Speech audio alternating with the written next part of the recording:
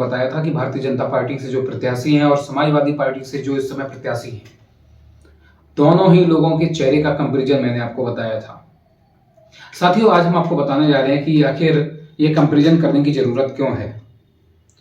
Bharatiya Janata party और Samajwadi party दोनों की स्थिति के बारे में आज तुलना करने की जरूरत क्यों पड़ रही है, जबकि इटावा का जो क्षेत्र है एक जमाने में माना जाता था ये समाजवादियों का गढ़ है, लेकिन आज यहाँ पिछले चुनाव में भारतीय जनता पार्टी जीती है ना। उससे पहले भी भारतीय जनता पार्टी ने यहाँ चुनाव जीता। तो ये सोचने की बात है कि आखिर समाजवादी पार्टी का जो गढ़ है, जहां से समाजवादी पार्टी की उत्पत्ति है, वहां पर भारतीय जनता पार्टी कैसे चुनाव जीत रही है। क्या कोई गुणा भाग गड़बड़ हो रहा है, समाजवादी पार्टी से कैलकुलेशन करने में दिक्कत आ रही है, या फिर प्रत्याशी के चयन में दिक्कत आ रही है कि प्रत्याशी का चयन सही तरीके से नहीं हो पाता है। साथियों, आज बहुत कुछ इन चीजों पे हम लोग खुल के बात करेंगे।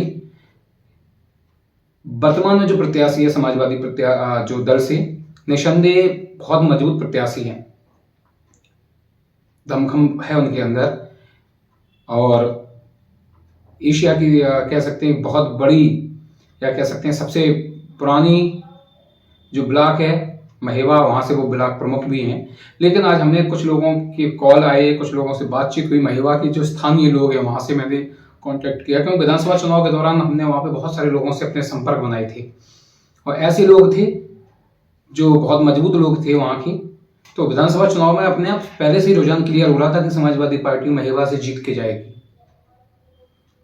जीत के भले ना जाए, लेकिन वो जो परंपरागत तरीके से वोट मिलता जा रहा था उससे कई बेहतर वोट उनको विधानसभा चुनाव मिलने जा रहा था। ये विधानसभा चुनाव से पहले ही हमने आपको बता दिया था।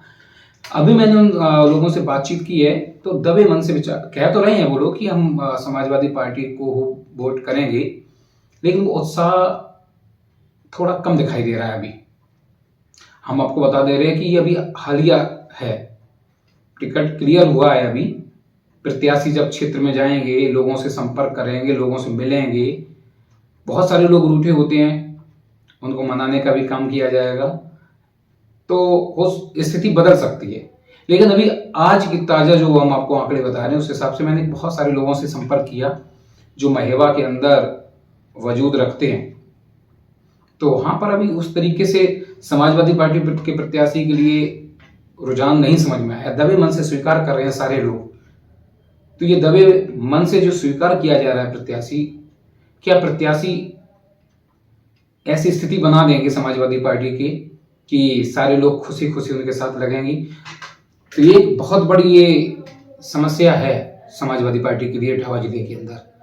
लोग माने या ना माने इस चीज को, लोग क्योंकि प्रत्याशी जो बन जाते हैं उसके आसपास के लोगों के ऊपर एक चश्मा चढ़ जाता है आंखों पे कि हम तो जीत रहे हैं, हमारा कुछ नहीं है। लेकिन ये चश्मा बहुत बार उतर भी जाता है। इसलिए सूर्य पेज का केवल एक ही कहना है कि अभी ये समय देखना होगा कि आगे आने वाले दौर में क्या समाजवादी पार्टी का जो प्रत्याशी है वो उतनी मेहनत कर पाएंगे जितना समाजवादी पार्टी का जो कैडर है, जो कार्यकर्ता है, वो जिस तरीके से नेता को चाहता है अपने सामने, क्या उस कैडर के, उस कार्यकर्ता के दिमाग पर, दिल पर, मन पर ये प्रत्याशी खरा उतर पाएंगे? ये आगे आने वाला समय बता देगा, क्योंकि समाजवादी पार्टी को माना जाता है कि इसके जो समर्थक हैं बहुत कट्टर समर्थक हैं, बूथ पर लड़ने वाले योद्धा हैं वो। और समाजवादी पार्टी के जो विजयी होता है प्रत्याशी, उसमें प्रत्याशी की भी मेहनत होती है, साथ में बूथ लेवल तक का जो कार्यकर्ता है, सक्रिय कार्यकर्ता है, जो मतदाता है समाजवादी पार्टी का कट्टर, उसकी अहम भूमिका होती है। तो अब ये आने वाला समय क्लियर कर पाएगा, बता पाएगा कि आखिर जो प्रत्याशी है समाजवादी दल का, वो उन कार्यकर्ताओं तक, बूथ के उन जिम्मेदार लोगों तक जिन्होंने अपना 10 20 साल 30 साल समाजवादी पार्टी के लिए खपाया है, वहां तक पहुंच पाएंगे, उनकी बातों को सुन पाएंगे, समझ पाएंगे कि आखिर वो किस तरीके से चुनाव लड़ना चाहते हैं, उन्हें आखिर क्या जरूरत है चुनाव के दौरान। अगर प्रत्याशी ने ये कर लिया समाजवादी पार्टी की, तो मैं क्लियर कर दूंगा कि लड़ाई आमने सामने की हो जाएगी बिल्कुल। नहीं तो इस 60-40 का एवरेज 20% का जो अंतर है, जो हमने कल वाली वीडियो में आपको बताया था, वो रेगुलर रहेगा।